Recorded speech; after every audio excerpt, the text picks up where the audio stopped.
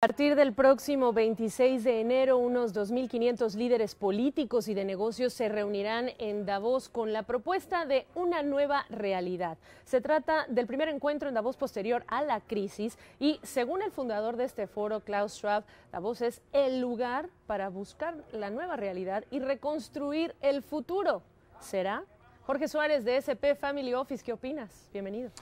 Hola Gaby, bueno, me parece un tema interesante todo este de competitividad, de repente se puso como muy de moda, sin duda es de lo que más hablará Obama en su estado de la nación, así que creo que son temas interesantes, ver cómo afecta esta crisis a el empleo, a la inversión y cómo hacer frente a todo esto cuando los países más desarrollados tienen tales niveles de deuda que pudieran hacer que los niveles de inversión sean menores. Ahora, cuando hablamos de competitividad y lo enmarcamos, Jorge, sí, hablamos de normas compartidas para una nueva realidad, pero los líderes ni siquiera pudieron ponerse de acuerdo hace unos meses cuando estuvimos buscándole una salida juntos a una crisis financiera de la magnitud que se vivió. ¿Qué me dices tú? Mira, Gaby, yo creo que el tema que hace muy complejo que se pongan de acuerdo es que básicamente si lo que todo el mundo entiende por competitividad es capacidad para exportar y todo el mundo quiere exportar al mismo tiempo, pues eso como que no da, a no ser que empezáramos a exportarle todos juntos a Marte o a algún otro planeta. Entonces aquí la realidad es que estos temas tienen mucho que ver con política comercial también y eso hace que a veces sea mucho más difícil ponerse de acuerdo en cuanto a cómo se va a hacer frente a este entorno nuevo. ¿Cómo describirías tú esa nueva realidad, la que quieren explorar en términos de las soluciones allá en Davos, pero cómo la describes primero tú?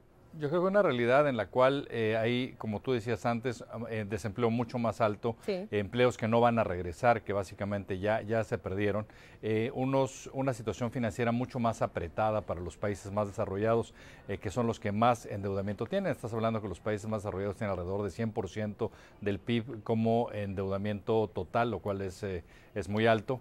Estamos pensando en el ascenso de las economías emergentes compitiendo con las desarrolladas, lo cual tiene implicaciones importantes, o sea, cómo se van a usar o cómo se van a asociar, digamos, estas dos economías en esta nueva realidad. Yo creo que son los aspectos fundamentales. Bueno, y un sector financiero golpeado que tiene menos capacidad para dar crédito. Que está difícilmente recuperado.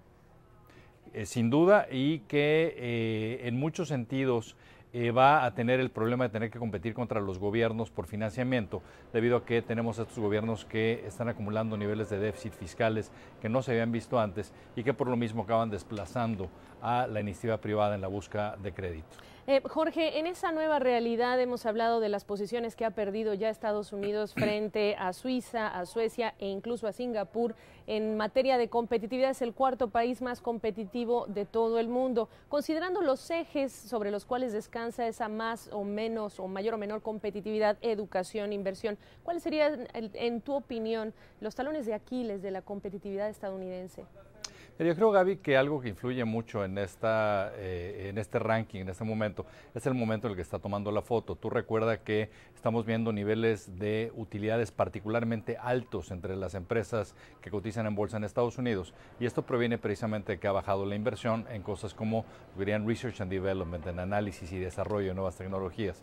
A la larga, esto se tiene que recuperar, porque de no recuperarse, el crecimiento potencial de la economía estadounidense bajaría. Entonces yo creo que tiene mucho que ver con esa fotografía. Ahora, yo creo que los puntos que hacen que ese talón de Aquiles tienen que ver con lo que se ha perdido en educación. Creo que hay que reformar a la educación en Estados Unidos.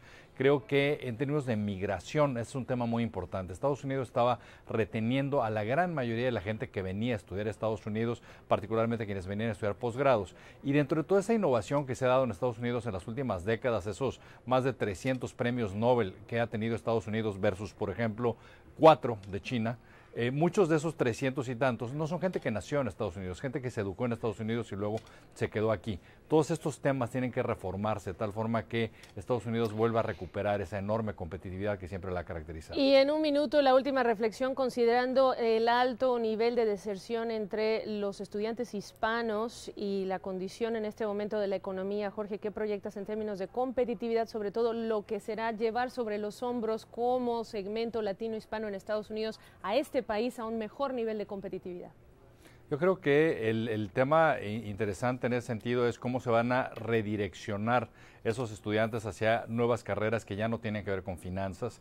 En ese sentido, si esa población se redirige hacia áreas como ingenierías, etcétera, hacia áreas de ciencias físicas, eso va a tener un impacto importante en la competitividad y en el ascenso social de esos grupos económicos. Bueno, pues vamos a estar atentos a la nueva realidad para después explorarla juntos. Jorge, una vez más, gracias por tu tiempo. Será un placer. Igualmente.